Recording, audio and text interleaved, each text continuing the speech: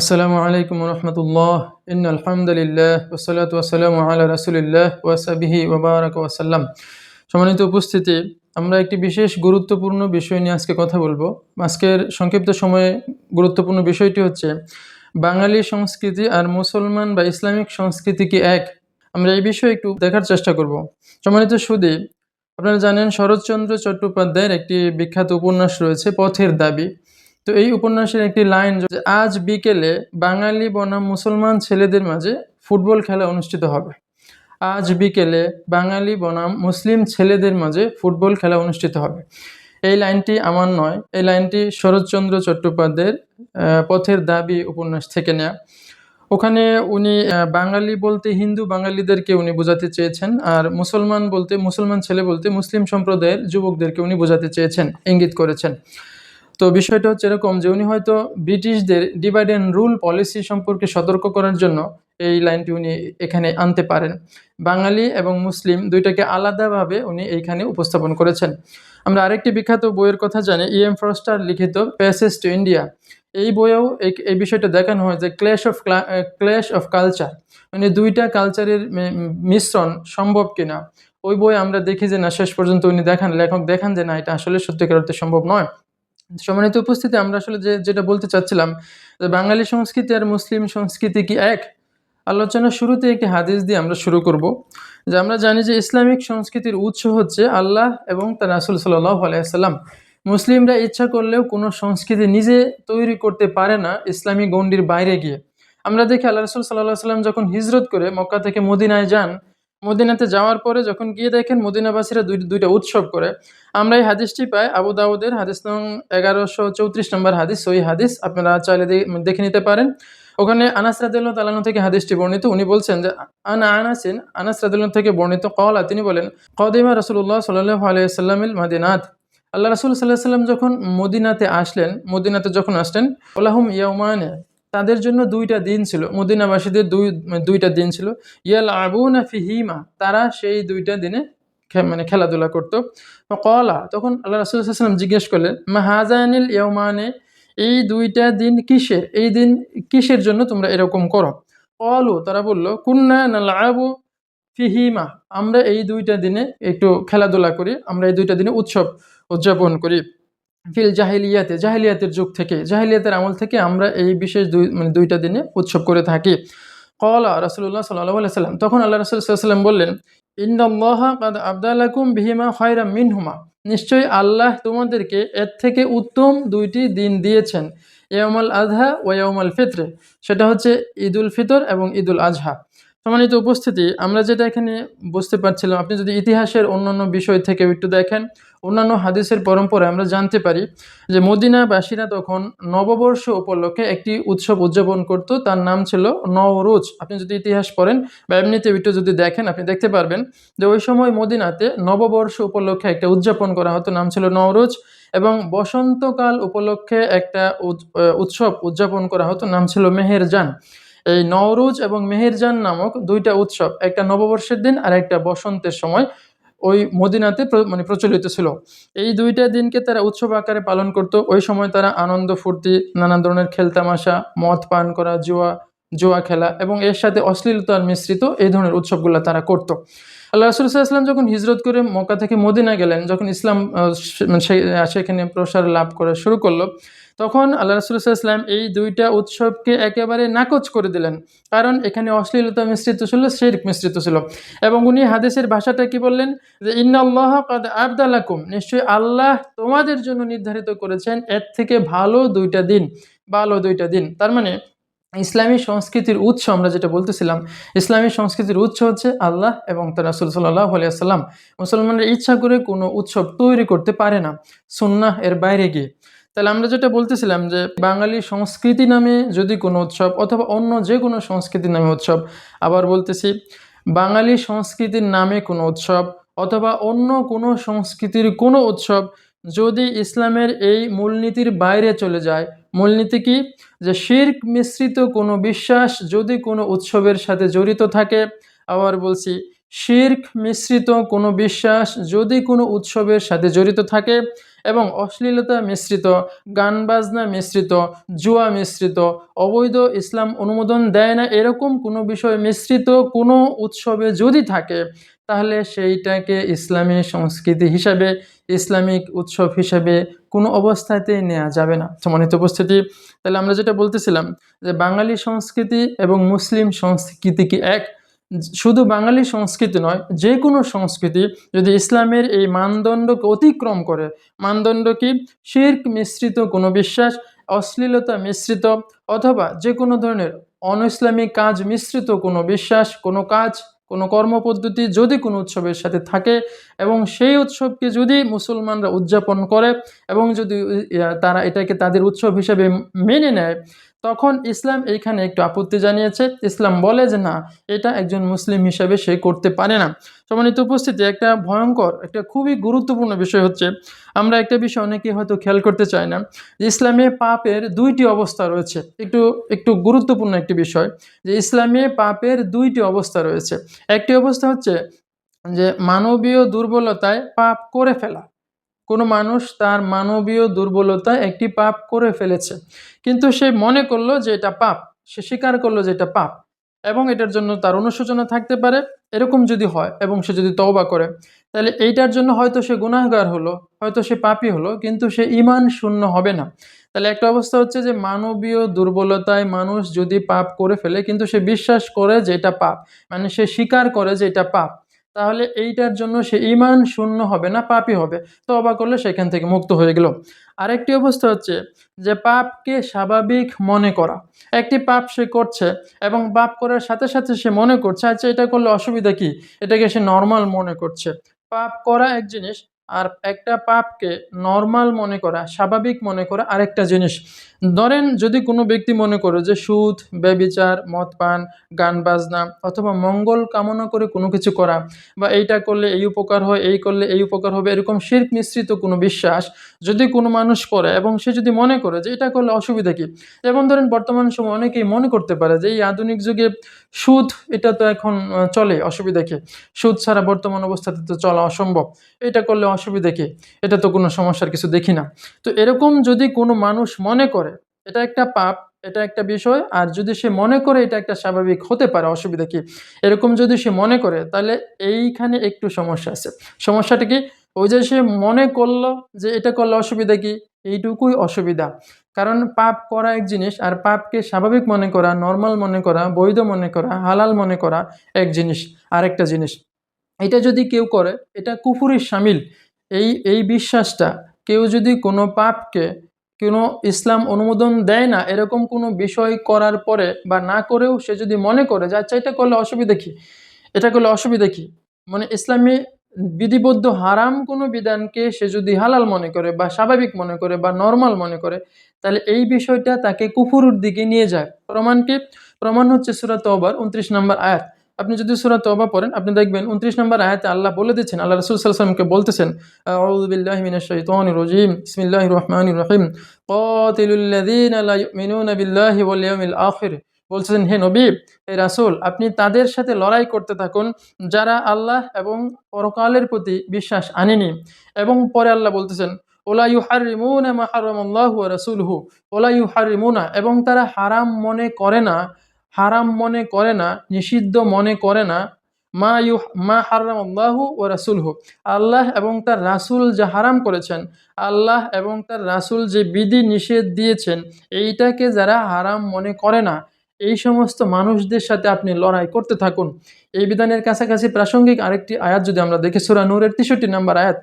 সূরা নূরের 63 নম্বর আয়াতে আল্লাহ আমাদেরকে জানাচ্ছেন, ফালিয়াহযারিল্লাযীনা ইউখালিফুনা আন আমরিহি, বলছে ফালিয়াহযারিল্লাযীনা, তারা ভয় করুক, তারা সতর্ক হোক, আল্লাযীনা, যারা ইউখালিফুনা, বিরুদ্ধাচরণ করে, খলেফ মানে বঙ্গ করে, আন আন আমরিহি, আল্লাহর আদেশের।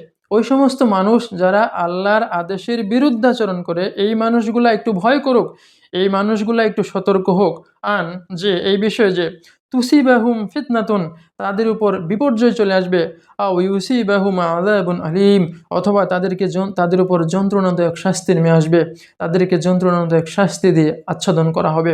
সম্মানিত উপস্থিতি, যে কথা বলতেছিলাম, মানবীয় দুর্বলতায় পাপ করে ফেলা এক জিনিস, আর পাপ করে অথবা না করে পাপকে স্বাভাবিক মনে করা খুবই ভয়ঙ্কর একটা জিনিস। এটা মানুষকে কুফুরের দিকে নিয়ে যায়, এটা তাকে ইসলাম থেকে বের করে দেওয়ার নামান্তর। ইমাম নববী রাহিমাহুল্লাহ বলেছেন যে এই লোকটা তখন এরকম বিশ্বাস যদি কেউ পোষণ করে, ইসলামিক বিধিবদ্ধ কোনো বিধানকে কেউ যদি হালাল মনে করে, অথবা ইসলামিক কোনো বিধিবদ্ধ বিধানকে কেউ যদি স্বাভাবিক মনে করে বা নর্মাল মনে করে, তাহলে এই বিশ্বাসটা তাকে ইসলাম থেকে বের করে দেয়। একজন মুসলিম যদি অমুসলিম হয়ে এই পৃথিবী থেকে বিদায় নেয়, এর থেকে লজ্জার, এর থেকে কষ্টের আর কিছু থাকে না। সম্মানিত উপস্থিতি, যে মানুষ মুসলমানের ঘরে জন্মগ্রহণ করলো, যে মানুষ সারা জীবন বেঁচে থাকলো সে মুসলিম পরিচয়, সে মনে করলো আমি মুসলিম, আমার ঈমান রয়েছে, এই মানুষ নিজের অজান্তেই অমুসলিম হয়ে পৃথিবী থেকে বিদায় নিচ্ছে, সে জানতেই পারলো না। এজন্য আমাদের উচিত ইসলামের কোনো বিধান যেটা ইসলাম হারাম করেছে, যেটা ইসলাম অনুমোদন দেয় না, এরকম কোনো পাপকে যদি কোনো মুসলিম স্বাভাবিক মনে করে, নর্মাল মনে করে, এই রকম ধ্যান ধারণা থেকে ফিরে আসা, বের হয়ে চলে আসা, যে না আপনি অন্তত মনে করুন এটা পাপ। সম্মানিত উপস্থিতি, যে কথা বলতেছিলাম, একটি বিষয় হচ্ছে এরকম, আমরা অনেকে একটা কথা বলে থাকি যে আবহমান কালের সংস্কৃতি এই এত বছর ধরে এত কাল থেকে চলে আসছে, এখন কি এইগুলোর কারণে আমরা ছেড়ে দেব, নানান ধরনের কথা আমরা বলে থাকি। একটা বিষয় খুব ভালো করে জানেন, আল্লাহ রাসূল সাল্লাল্লাহু আলাইহি সাল্লাম যখন মক্কায় দাওয়াত নিয়ে আসলেন, আল্লাহর পক্ষ থেকে যখন দ্বীনের দাওয়াত নিয়ে আসলেন, লা ইলাহা ইল্লাল্লাহ, কোনো প্রভু নাই, কোনো মালিক নাই একমাত্র আল্লাহ ছাড়া, আল্লাহ রাসূল সাল্লাল্লাহু আলাইহি সাল্লাম যখন তার চাচা, তার দাদা, তার প্রতিবেশীদেরকে যখন এই দাওয়াতটা দিলেন, যখন তারা অনেকগুলা মূর্তির উপাসনা করছিল, অনেকগুলা উপাসককে তারা উপাসনা করছিল, পূজা দিচ্ছিল, এই সময় আল্লাহ রাসূল এসে যখন বললেন যে না, এই সব কিছুকে ছেড়ে দিতে হবে, এই সব কিছু বন্ধ করতে হবে, তোমাদের উপাসক একমাত্র একজন, একমাত্র আল্লাহ, আর কেউ উপাসনা পাওয়ার উপযুক্ত নয়, তখন তারাও একই কথা বলেছিল। তারাও বলেছিল এত কাল ধরে, এই হাজার বছর ধরে আমাদের এই সংস্কৃতি চলে আসছে, এখন এই মুহাম্মদের কথায় সেটাকে আমরা ছেড়ে দেব। তারা প্রথমে একটু আপত্তি জানিয়েছিল, কিন্তু যখন দেখা গেল যে না, এ বিধান সত্য, আল্লাহর পক্ষ থেকে এসেছে দিন, আল্লাহর পক্ষ থেকে এসেছে ধর্ম, এটা মুহাম্মদের একাক কথা নয়, এটা মানুষের জীবন বিধান, পৃথিবীতে মানুষের জীবন বিধান, তখন তারা এটাকে মেনে নিয়েছিল, তারা এই বিধানকে মেনে নিয়েছিল। আপনি দেখেন আবু সুফিয়ান মক্কার সর্দার ছিল, তার বাবাও সর্দার ছিল। এই আবু সুফিয়ান, আল্লাহ রাসূল যখন নবুয়ত পায় তখন 610 খ্রিস্টাব্দ, এরপরে যখন 630 খ্রিস্টাব্দে মক্কা বিজয় হলো, তার মানে নবুয়ত আসলো 610, মক্কা বিজয় হলো 630, মাঝখানে 20 বছর সময়। এই 20 বছর পরে হলেও আবু সুফিয়ান সেই দিন 20 বছর পরে হলেও তার ওই আবহমান সংস্কৃতিকে বিসর্জন দিয়ে একমাত্র নিজের মঙ্গলের জন্য, নিজের পরকালীন কল্যাণের জন্য একমাত্র দিন, আল্লাহর বিধানকে মেনে নিয়েছিল। তারা এই কথা বলে দূরে থাকেনি যে হাজার বছরের সংস্কৃতি বাপ দাদার আমল থেকে চলে আসছে। কেন, অনেকেই থেকেছে, অনেকেই যায়নি। আবু সুফিয়ানের ভাগ্যে শেষ পর্যন্ত হয়েছিল ইসলাম ধর্ম গ্রহণ করার। সম্মানিত উপস্থিতি, আমরা যে কারণে কথাগুলো বলতেছিলাম, যে উৎসব, আমাদের সামনে একটি উৎসব রয়েছে, নানান সময় আমাদের সামনে কিছু কিছু উৎসব এসে হাজির হয়, 31st নাইট এসে হাজির হয়, ক্রিসমাস ডে এসে হাজির হয়, পহেলা বৈশাখ এসে হাজির হয়, নানান ধরনের উৎসব আমাদের সামনে হাজির হয়। তখন একজন মুসলিম হিসাবে একটু আপনাকে দুইবার ভাবতে হবে, এমন কোনো সংস্কৃতি, কোনো একটা কিছু যদি চলে আসে। কারণ উৎসবের ব্যাপারটা হচ্ছে এরকম, উৎসব সাধারণত একটি জাতির ধর্মীয় মূল্যবোধের সাথে সম্পৃক্ত হয়। উৎসব সাধারণত একটি জাতির ধর্মীয় মূল্যবোধের সাথে সম্পৃক্ত হয়। সম্মানিত উপস্থিতি, মুসলিমদের যত উৎসব দেখবেন, দেখবেন তাদের ধর্মীয় মূল্যবোধের সাথে সম্পৃক্ত রয়েছে। খ্রিস্টানদের বড়দিন সহ যত উৎসব দেখবেন, তাদের ধর্মীয় মূল্যবোধের সাথে সম্পৃক্ত রয়েছে। আপনি যদি গুগলে সার্চ দেন, চৈত্র সংক্রান্তি লিখে যদি সার্চ দেন, পহেলা বৈশাখ লিখে যদি সার্চ দেন, আপনি সব কিছু দেখতে পাবেন, কিভাবে শুরুর দিকে এটা কিভাবে ছিল, কিভাবে কিভাবে এই পর্যন্ত চলে আসছে, আপনি নিজেই সব কিছু জানতে পারবেন। আপনি বুঝতে পারবেন এর কানেকশনটা কোথায় কিভাবে রয়েছে। যদি এই রকম কোন উৎসবের সাথে এরকম ধারণা থাকতে, মানে এরকম কোনো ধারণা যদি থাকে যে নতুন বছর নতুন কল্যাণ নিয়ে আসবে, এই করলে এই বছরে এই কল্যাণ হবে, এই করতে হবে, এই বিষয়, এটা সূর্য উপাসকরা একটা কাজ করে থাকে। যখন সূর্য উদয় হয় তখন তারা সূর্যকে পূজা দিয়ে থাকে। অধিকাংশ সময় আপনি দেখবেন পহেলা বৈশাখ যখন সূর্য উদিত হয় তখন এর সাথে সাথেই এসে হয় বৈশাখ, এসে হয় বৈশাখ বলে এটাকে এক ধরনের আমন্ত্রণ জানানো হয়। আমাদের অনেক ওলামায়ে কেরাম বলে থাকেন যে এটা ওই সূর্যের ওঠার সাথে সাথেই যখন এই কাজটাকে করা হয়, অনেকের উপাসক যারা, অগ্নি উপাসক যারা, পৌত্তলিক ধর্মের যারা রয়েছে, সেটা যে কোনো সেকশনের হতে পারে, পৌত্তলিকতায় যারা বিশ্বাসী, তাদের অনেকেই তখন তাদের এরকম ধর্মীয় বিশ্বাসের সাথে থেকে থাকে। তো সেই অবস্থায় একজন মুসলিম হিসেবে আপনাকে আমাকে একটু সচেতন থাকতেই হবে। কিছু করার নাই। আপনাদেরকে দুঃখ দেওয়ার জন্য কথাগুলো বলিনি। আপনি আঘাত পাবেন না, আপনি কষ্ট নেবেন না। ইসলামিক সংস্কৃতি, বাঙালি সংস্কৃতি বলে যদি ইসলামকে অবমাননা করা হয়, ইসলামকে অবমাননা করা মানে কি? ইসলামকে অবমাননা করা মানে আপনারা এটাকে ভুল বুঝবেন না। ধরেন কোনো মন্দিরে পূজা দেওয়া হচ্ছে, কোনো মন্দিরে কোনো দেবতাকে মানে পূজা দেওয়া হচ্ছে। একজন মুসলিম গিয়ে সেটার তামাশা দেখছে, কিন্তু তার হৃদয়ে ব্যথা অনুভূত হচ্ছে না। একটা মন্দিরে যখন একটা দেবতাকে পূজা দেওয়া হয়, তার মানে হচ্ছে সেখানে আল্লাহকে অপমান করা হয়, তার মানে সেখানে আল্লাহকে অমান্য করা হয়। কারণ মানুষের উপাসনা পাওয়ার একমাত্র হক আমাদের ইসলামিক বিশ্বাস অনুযায়ী একমাত্র আল্লাহর। তো সেইখানে কোনো মুসলিম ওটা ওইভাবে হৃদয়ে ওইভাবে নিতে পারে না।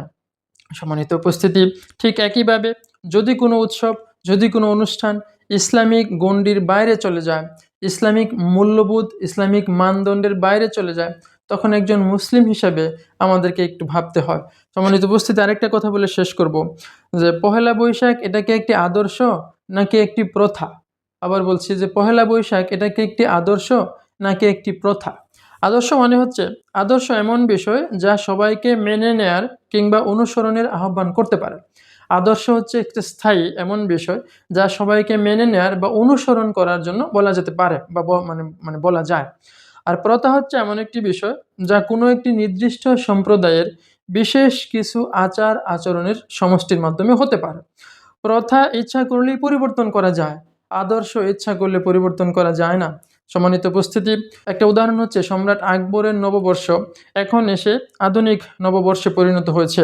সম্মানিত উপস্থিতি, প্রথা পরিবর্তন করতে পারে মানুষ ইচ্ছা করলে, কিন্তু আদর্শ মানুষ ইচ্ছা করলে পরিবর্তন করতে পারে না। পহেলা বৈশাখ এটি একটি প্রথা। সম্মানিত উপস্থিতি, আপনি ধরেন হযরত মুহাম্মদ সাল্লাল্লাহু আলাইহি সাল্লামের একটি আদর্শ রয়েছে। কেউ যদি এই আদর্শকে মেনে নেয়, সে বলতে পারবে না যে হযরত মুহাম্মদ সাল্লাল্লাহু আলাইহি সাল্লামের আদর্শ মেনে নিয়ে কেউ মন্দিরে পূজা দিতে যাবে না। হযরত মুহাম্মদ সাল্লাল্লাহু আলাইহি সাল্লামের আদর্শ যে মেনে নিয়েছে, সে বলবে না যে সলাৎ ছয় ওয়াক্ত, সে বলবে না সলাৎ ৭ ওয়াক্ত। যদি কেউ বলে সেটা তার ব্যক্তিগত বিষয়। যেমন আপনারা জানেন কিছুদিন আগেই, এই ২৬ মার্চ সম্ভবত গত কিছুদিন আগে, সঞ্জিদা খাতুন নামে এক মুসলিম ভদ্রলোক, যেহেতু তার নামটা মুসলিম, মুসলিম পরিবারে জন্ম, এজন্য আমরা তাকে এভাবে বলছি। উনি ছায়ানটের প্রতিষ্ঠাতা সদস্য ছিলেন এবং একটা সময় হয়তো সভাপতিও ছিলেন। তো উনি যখন মৃত্যুবরণ করলেন, তার জানাজা হয়নি, কিন্তু যদিও উনি মুসলিম, ওনার জানাজা হয় নাই। ওনাকে গান গেয়ে গেয়ে, রবীন্দ্রসঙ্গীত গেয়ে গেয়ে তাকে শেষ বিদায় দেওয়া হয়। উনি ওনার দেহটাকে দান করে দিয়ে গেছেন, মানে দিয়ে যান। তো উনি একজন মানুষ ইচ্ছা করলে যা ইচ্ছে তাকেও মানে করতে পারেন। আপনি যা ইচ্ছা তা করতে পারেন। এতে কি মুসলমানদের কোনো ক্ষতি হয়েছে? এতে কি ইসলাম ধর্মের কোনো ক্ষতি হয়েছে? ব্যক্তি সানজিদা খাতুনকে নিশ্চয়ই আল্লাহর সামনে সেদিন দাঁড়াতে হবে। যেহেতু মৃত্যু রয়েছে আমাদের, এটা আমরা বিশ্বাস করি। যেহেতু আমাদের বিচারের মাঠে দাঁড়াতে হবে, এটা আমরা বিশ্বাস করি। কিয়ামত যেহেতু রয়েছে, এটা আমরা বিশ্বাস করি। ইসলামের মূল জিনিস হচ্ছে ঈমান, বিশ্বাস। আমরা এই অদৃশ্য বিষয়গুলোকে বিশ্বাস করি এবং আমরা বিশ্বাস করি সূরা তাকাসুরের খুব সুন্দর একটি আয়াত আপনারা সবাই জানেন, যেখানে আল্লাহ বলেছেন, সুম্মা লা তুসআলুন্না ইয়াওমা ইযিন আনিন নাঈম। সেই দিন প্রত্যেকটা মানুষকে তাদেরকে দেওয়া নিয়ামত সম্পর্কে জিজ্ঞাসিত করা হবে। একটি কলাম পড়েছিলাম, হুমায়ূন আহমেদ যখন অসুস্থ ছিলেন সিঙ্গাপুরের একটি হসপিটালে, সম্ভবত প্রথম আলো পত্রিকায় উনি একটি কলাম লিখেছিলেন। হুমায়ূন আহমেদ এক জায়গায় লিখেছিলেন যে মৃত্যুটা এখন আমার কাছে মনে হয় it's a fact, now it seems to me that death is a fact. মানে এখন আমার কাছে মনে হয় যে মৃত্যুটা একটা বিষয়। সম্মানিত উপস্থিতি, আমরা যাই হই, শেষ পর্যন্ত মৃত্যুর কাছে আমাদেরকে যেহেতু সারেন্ডার করতেই হবে, তো একজন মুসলিম হিসাবে আপনাকে দুইবার ভাবতে হবে, একটু থামতে হবে যে বাঙালি সংস্কৃতির নামে হোক অথবা অন্য যে কোনো সংস্কৃতির নামে হোক অথবা সংস্কৃতির নামে হোক, যে কোনো নামেই হোক, আপনার সামনে যখন কোনো কিছু আসবে আপনাকে একটু মেলাতে হবে যে এইটা কি আমার ইসলামিক সংস্কৃতির সাথে যায়, আমার ইসলাম কি এটাকে অনুমোদন দেয়। যদি আমার ইসলাম, আমার রাসূল, যেহেতু আমি ইসলামকে মেনে নিয়েছি, আমার একটি বিধিবিধান বিধিবদ্ধ নিয়মকানুন রয়েছে, আমার এই নিয়মকানুনকে এটাকে আমার ইসলামকে আমাকে এটা সমর্থন দেয়? যদি সমর্থন না দেয় তাহলে আপনি একটু ফিরে আসুন। আর অনেক মুসলিম ভাই, আপনাদেরকে বলি, যেই কাজটা সেনসিটিভ, যেই কাজটা ধর্মীয় ইস্যু যার সাথে জড়িত, সেই কাজটা আপনি কিভাবে বাধ্য করতে পারেন যে কাজটা তার ইসলাম তাকে অনুমোদন দেয় না? আমরা একটু ভাবি। আল্লাহ আমাদেরকে তৌফিক দান করুন। আল্লাহ আমাদেরকে ঈমানের রাস্তায় কবুল করুন। আল্লাহ আমাদেরকে দ্বীন ইসলামের পথে থাকার তৌফিক দান করুন। আল্লাহুম্মা আমিন। আসসালামু আলাইকুম ওয়া রাহমাতুল্লাহ।